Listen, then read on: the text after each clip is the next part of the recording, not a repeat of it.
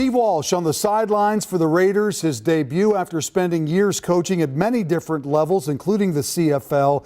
He's a big deal from St. Paul, one of the first big-name quarterbacks out of Minnesota, a high school quarterback, a superstar at Cretin back in the mid-1980s. He later played college football for the Miami Hurricanes and the legendary head coach Jimmy Johnson. Won a national title, well-traveled, played for a number of NFL teams as a quarterback. He knows his stuff, and he knows he has a big task ahead of him at Cretin. So tonight, they open up. Jackson Smith, short touchdown run for the Panthers, and they're on the board first. They go for two. Braden Talso keeps it.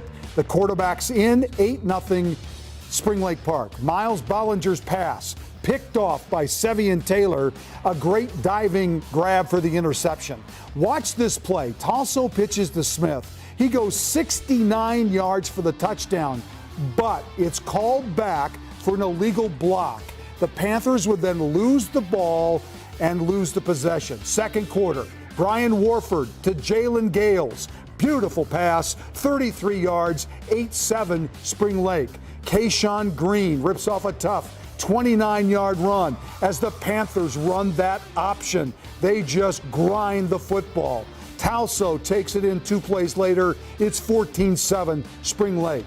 Next possession for the Panthers. Grant Ricker, the fullback, off the tackle down to the 15, 26-yard gain. He would end the drive on a 2-yard TD. It's 20-7. Panthers defense gets after it. Bollinger is sacked by a trio of defenders, including Jason Eagle and Miles Thompson. 8-yard loss. 8 seconds left in the half. Watch this. Kyrie Shaw with the strip. Jackson Smith picks it up, returns the ball to the 2-yard line. 2 seconds left in the half. Talso will take it in. Spring Lake's up 28-7, and then in the third quarter, they add a little bit more. Freddie Anthony, watch this. It's a fake punt. Wow.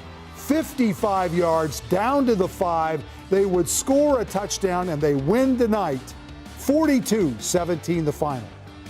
I mean, we've been preaching all week, be the hammer, not the nail. We got to come out and we got to stick it to them and not let them stick it to us. And especially on the defensive side, bend don't break. We had a couple plays where they got down there and we stuck to it, and we got 4 turnovers is pretty good. So winning the turnover margin was huge with that game. We came out strong, and we knew at half, because it was 28-7 at half this year. And last year when we played them, it was the same score, and they kind of fought their way back. So we didn't want that to happen again this year, and we came out at half fired up. We talked this week a little bit about traditions in Panther football, and we said, out-hit and out-hustle is the number one thing we want to be known for, and I think they did a pretty good job tonight doing that. They hosted Park tonight, and Park scored first. O.J. Omat, big touchdown catch to put Park up 7-0. But Lakeville South would answer. Carson Hansen, touchdown run right here. They missed the 2-point conversion. They trailed 7-6, and then Hansen goes to work again.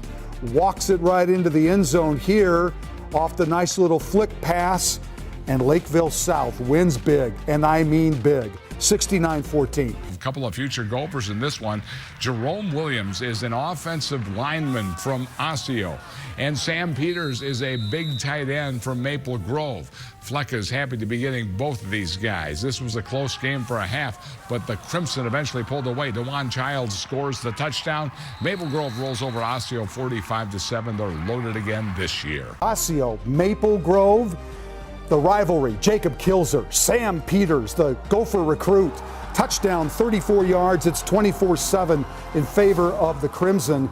Charlie Roush off the jet sweep from the slot, nearly tackled in the backfield. But watch what happens as he breaks free and then takes off.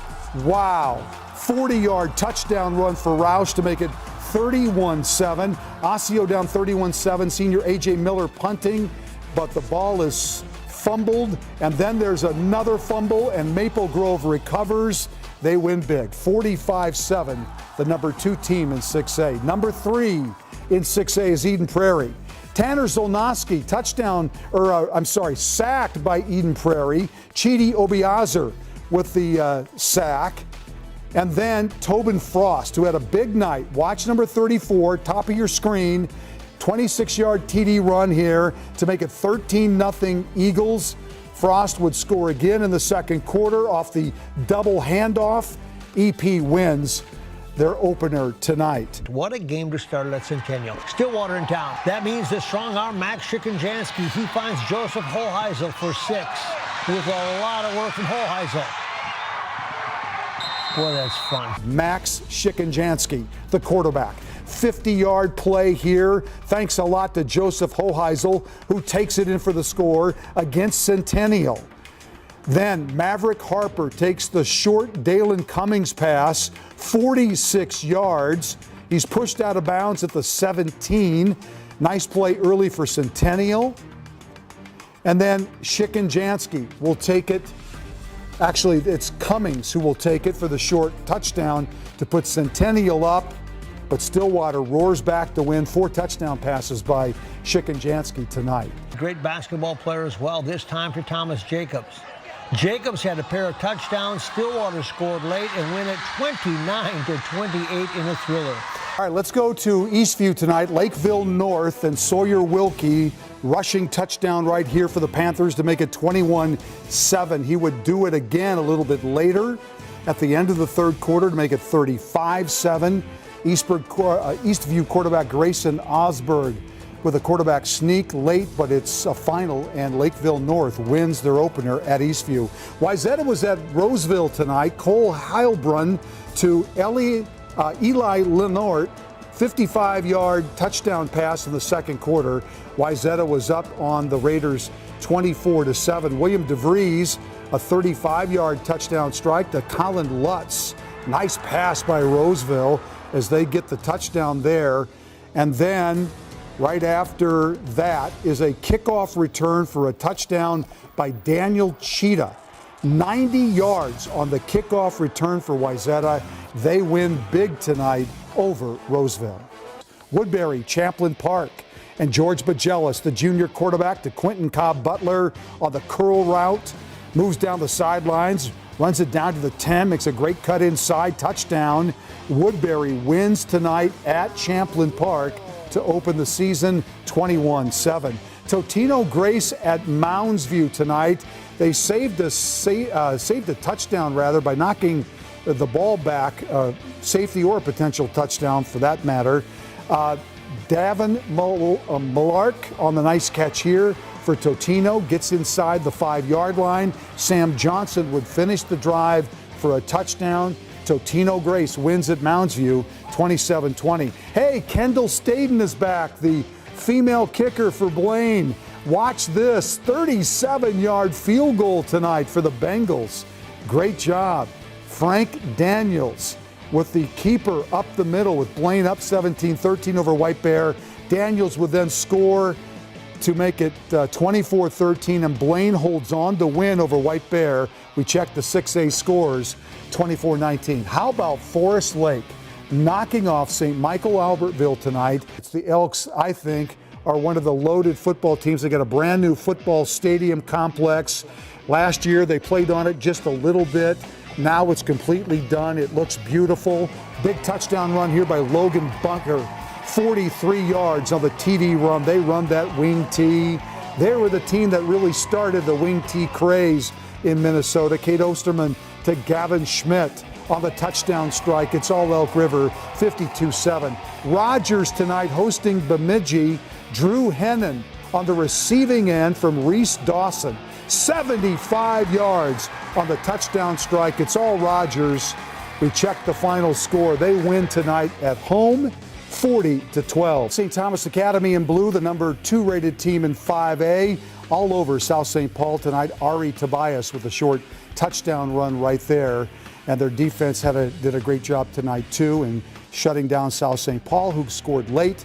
But it was all St. Thomas Academy. The final score, 42-7. Benilde and Irondale. Nirvan Yogarusha, 30-yard touchdown pass here for the Red Knights to make it 7-7 in the second quarter.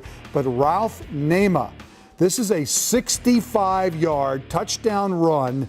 Watch him break the tackle right there, and he's gone down the sidelines. And the Irondale team wins tonight 29-19. Holy Angels and Hill Murray. Great football game. Aaron Borman scores from short yardage to make it 26-14 Stars. Sawyer Seidel, big 85-yard touchdown run to put the Pioneers up late in this game. But Holy Angels would rally to win with under a minute left. Reed Davenport scores from 7 yards out, and Holy Angels survives on the road at Hill Murray, 32-28. The Island to take on De-La-Salle. The Islanders, who were down last year, were up tonight. A pretty connection for a touchdown. They had a productive night of offensive defense. Coaches got to get these rosters in so we know who's making all these plays. De-La-Salle had some defense as well. Setting up right almost a pick six. Interception, takes it back, keeps going. De-La-Salle wins big tonight over St. Anthony, 30-12. Minnewaska and Royalton. This is Connor Carlson following his blocks, taking it up the middle, bouncing it to the outside. Touchdown to make it 12-0. Nice TD run. In the second quarter, Royals go to the air on 4th down. Drew Yorzik to the back of the end zone, and James Vannerdun with a nice catch. It's all in favor of Royalton. 52-0 was the final. Well, Winona's defense got this one started. Red Wings' Abe Reinitz, the play fake, throws one over the middle, but Mason Langowski is there for the breakup, forces the punt, which would be caught by Owen Grander at about the 30. He finds a hole here, going up the side. Look at the speed, moving past everyone. Almost takes this to the house, but is down around midfield. So Winhawks, good field position. Langowski playing QB2, keeps it himself, goes right, little stutter step, takes the outside and is in for the TD. 35 yards as Winona goes up 7-0. Wingers looking to answer. Reinitz facing some pressure, goes on the move, but loses the football. Butterfingers, luckily, he gets on it. Red Wing would have the punt, go in the end zone for a safety though. So Winona's up 9-0. Second quarter here, Winhawks in the red zone. Langowski on the boot, fires the tight end, Brian Casilius. He's got reservations for 6. Field goal was missed, but Winona's up 15-0 as the Winhawks cruise to a season-opening victory. They beat Red Wing 29-0. Second quarter, no score. The Eagles find Pater. Landon Lennartz bullies his way into the end zone. Dover Iota up 6-0. Later in the quarter, DE again on the doorstep, but ZM forces a turnover. Avery Crosby forces the ball loose. Caden Roderick scoops it up. All of a sudden, it's ZM ball, but ZM would give the ball right back on the ensuing possession. There's confusion at the mesh point. The ball hits the turf, and Dover Iota's Tyler Mix is all over that one. Dover Iota would cash in on the turnover. Quarterback Levi Williams looks left, goes right, drops it in the bucket to Braden Swee. That's a touchdown. Dover Iota up 14-0. After that, they never looked back. Later in the quarter, again, Williams goes up top to Swee. Swee hauls it in and takes it all the way down to the goal line. On the very next play, Williams takes it to the house on the QB keeper. Dover Iota now up 23-0 on the road. Dover Iota kicks off the John Oswald era with a shutout victory. They beat Zumbrota Mazeppa 36-0. Rebels riding their 11th undefeated regular season into their 11th meeting with the Hawks, series tied 5-5. Jackson Thompson takes the ball from Adam Newman and then shakes 1, 2, 3, and 4 Hawks, and then he has the field to himself. 66-yard touchdown, Rebels down just 10-6. Still second quarter, Hermantown looking at number 14, but Thompson gets his glove up and catches it on the tip to take it in for the pick 6. Rebels up 14-10. But 30 seconds to halftime, Alex Schott lobs a side pass to Rocco Erickson, and he has the open grass to take it in for the 17-14 lead. Hawks go on to win 31-14. Duluth East and Hibbing kicking off at Mountain Iron since the Blue Jackets' new field isn't quite finished yet. Second quarter, East up 14-0. Peyton Witzman hands it off to the Austin Orvidal around the 10-yard line, and slicing to the left side, he breaks past all the Blue Jackets and putting on the gas takes it straight to the house. 21-0 Greyhounds. Later, Hounds once again knocking on the door, but this time Hibbing swallows up Orvidal's attempted run. Hibbing ball, but a missed snap here results in a safety for Duluth. East would win this one 58-0.